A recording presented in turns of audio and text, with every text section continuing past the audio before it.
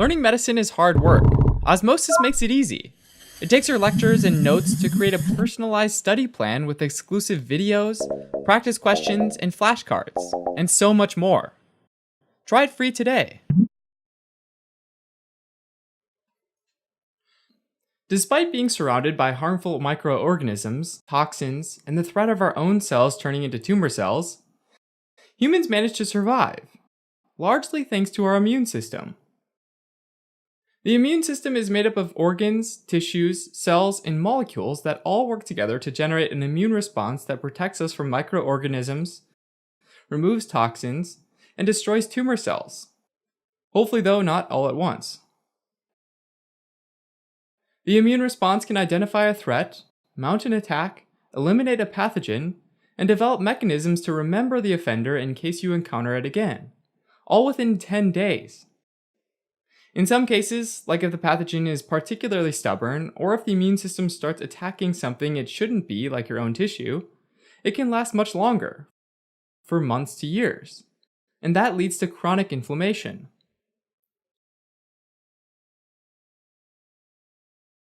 Your immune system is like the military, with two main branches: the innate immune response and the adaptive immune response. The innate immune response includes cells that are non-specific, meaning that although they distinguish an invader from a human cell, they don't distinguish one invader from another invader. The innate response is also feverishly fast, working within minutes to hours. Get it? Feverishly? That's because it's responsible for causing fevers.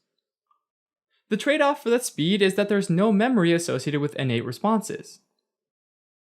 In other words, the innate response will respond to the same pathogen in the exact same way no matter how many times it sees the pathogen. The innate immune response includes things that you might not even think of as being part of the immune system. Things like chemical barriers, like lysozymes in the tears and a low pH in the stomach, as well as physical barriers, like the epithelium in the skin and gut, and the cilia that lines the airways to keep invaders out. In contrast, the adaptive immune response is highly specific for each invader. The cells of the adaptive immune response have receptors that differentiate one pathogen from another by their unique parts, called antigens. These receptors can distinguish between friendly bacteria and potentially deadly ones. The trade-off is that the adaptive response relies on cells being primed or activated, so they can fully differentiate into the right kind of fighter to kill that pathogen. And that can take a few weeks.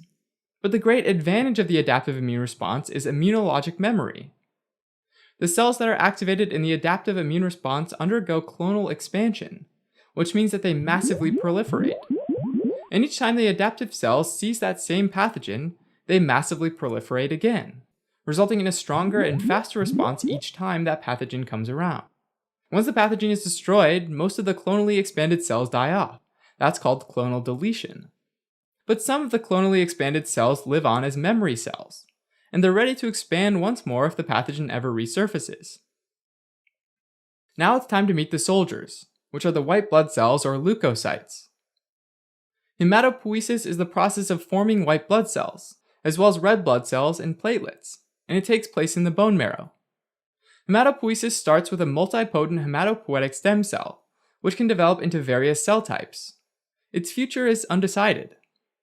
Some become myeloid progenitor cells, whereas others become lymphoid progenitor cells.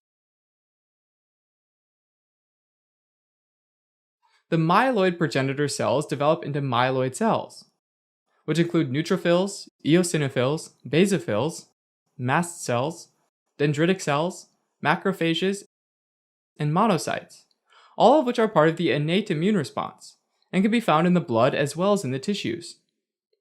The neutrophils, eosinophils, basophils, and mast cells are considered granulocytes, because they contain granules in their cytoplasm. And the trio of neutrophils, eosinophils, and basophils are also referred to as polymorphonuclear cells, or PMNs, because their nuclei contain multiple lobes instead of being round. The mast cells are not considered PMNs because their nucleus is round. During an immune response, the bone marrow produces lots of PMNs, most of which are neutrophils. Neutrophils use a process called phagocytosis, and that's where they get near a pathogen and reach around it with their cytoplasm to swallow it whole, so that it ends up in a phagosome. From there, the neutrophils can destroy the pathogen using two methods. They can use their cytoplasmic granules or oxidative burst. First, the cytoplasmic granules fuse with the phagosome to form the phagolysosome. The granules contain molecules that lower the pH of the phagolysosome, making it very acidic, and that kills about 2% of the pathogens. Now, the neutrophil doesn't stop there. It keeps swallowing up more and more pathogens until it's full of pathogens. And at that point, it unleashes the oxidative burst. During an oxidative burst, the neutrophil produces lots of highly reactive oxygen molecules like hydrogen peroxide. These molecules start to destroy nearby proteins and nucleic acids. This process ends up killing the neutrophil, but each neutrophil takes out a lot of pathogens with it. Now, in comparison to neutrophils, eosinophils and basophils are far less common. They both contain granules that contain histamine and other pro-inflammatory molecules. Eosinophils stain pink with the dye eosin, which is where they get their name.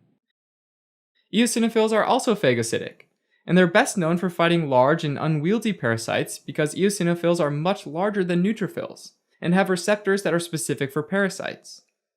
Unlike neutrophils and eosinophils, basophils are non-phagocytic. They stain blue with the dye hematoxylin. And like eosinophils, they can be helpful at combating large parasites, but also cause inflammation in asthma and allergy responses. Finally, there are mast cells, which are also non-phagocytic, and they're involved in asthma and allergic responses. Next up are the monocytes, macrophages, and dendritic cells, which are phagocytic cells. They gobble up pathogens, present antigens, and release cytokines, which are tiny molecules that attract other immune cells to the area. Monocytes only circulate in the blood. Some monocytes migrate into tissues and differentiate into macrophages, which remain in tissues and aren't found in the blood. Other monocytes differentiate into dendritic cells, the prototypical antigen-presenting cell, which roam around in the lymph, blood, and tissue. When dendritic cells are young and immature, they're excellent at phagocytosis, constantly eating large amounts of protein found in the interstitial fluid. But when a dendritic cell phagocytoses a pathogen for the first time, it's a life-changing, coming-of-age moment. Mature dendritic cells will destroy the pathogen and break up its proteins into short amino acid chains. Dendritic cells will then move through the lymph to the nearest lymph node and they'll perform an antigen presentation, which is where they present those amino acid chains, which are antigens, to T cells. Antigen presentation is what connects the innate and adaptive immune systems. Antigen presentation is something that can be done by dendritic cells, macrophages residing in the lymph node, and monocytes, which can travel to a lymph node after phagocytosing a bloodborne pathogen, which is why all of these cells are referred to as antigen-presenting cells. Now, only T cells with a receptor that can bind to a specific shape of the antigen will be activated, and that's called priming.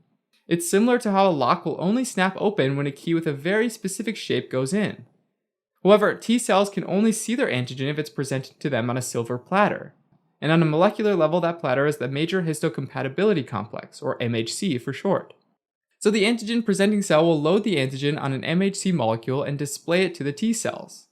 And when the right T cell comes along, it binds. Now the other group, the lymphoid progenitor cells, become lymphoid cells, which are the B cells, natural killer cells, and the T cells. B and T cells make up the adaptive immune response, while natural killer cells are part of the innate immune system.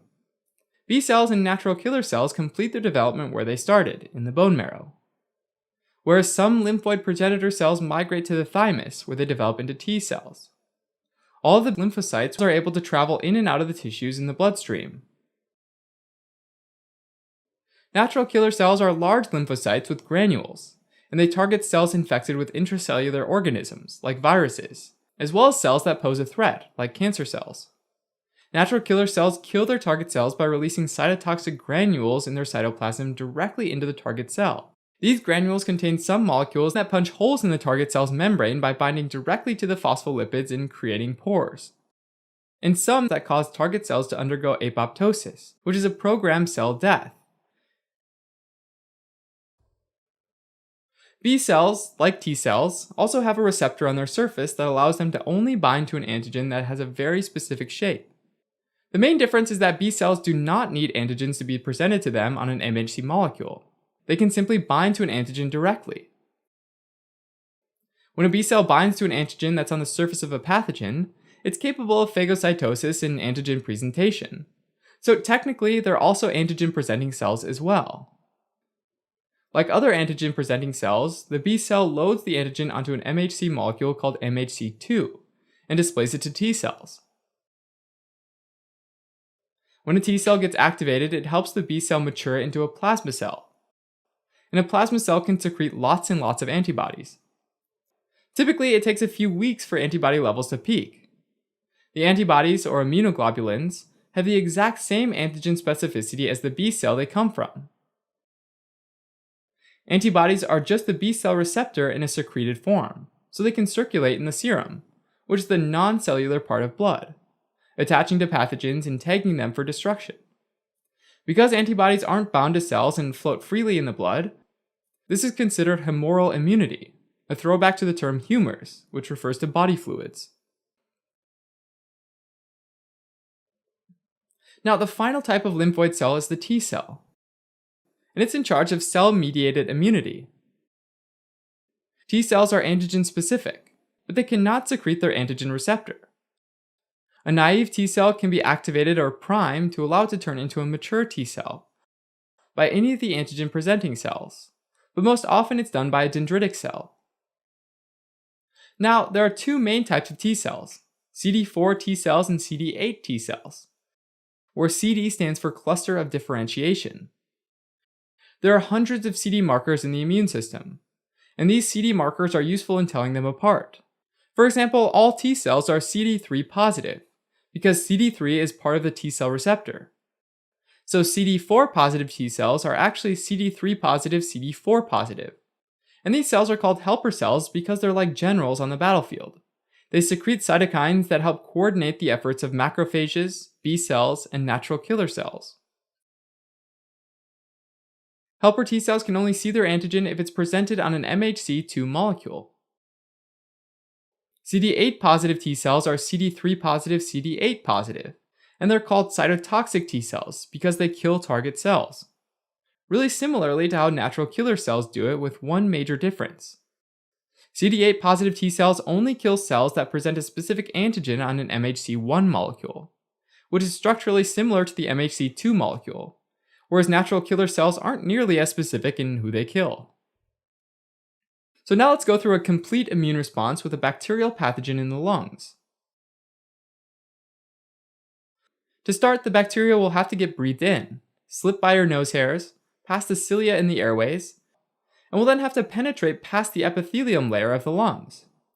Once it's in the lung tissue, the bacteria will start to divide. It might encounter a resident macrophage in the lung tissue, which will ingest the bacteria and start releasing cytokines.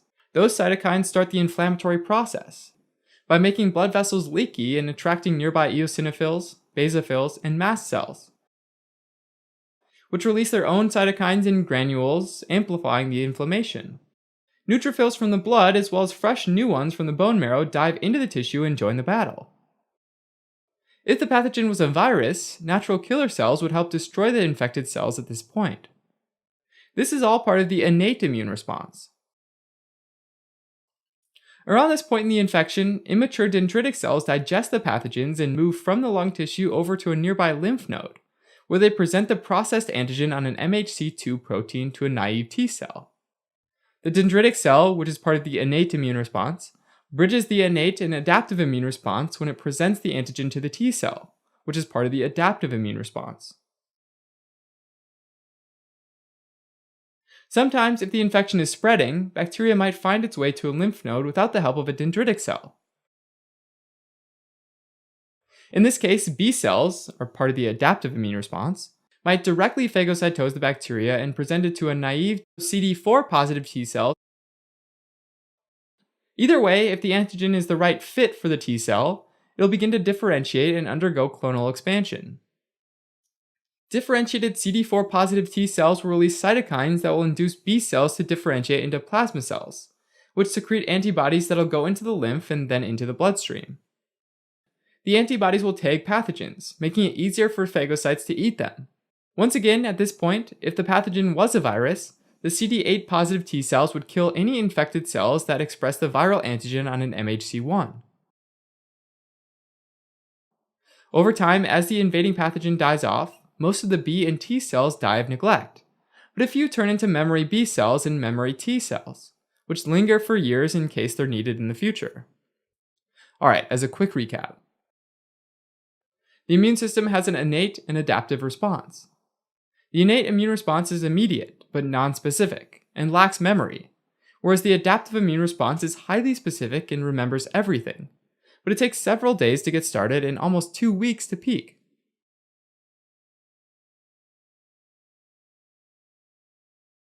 Thanks for watching.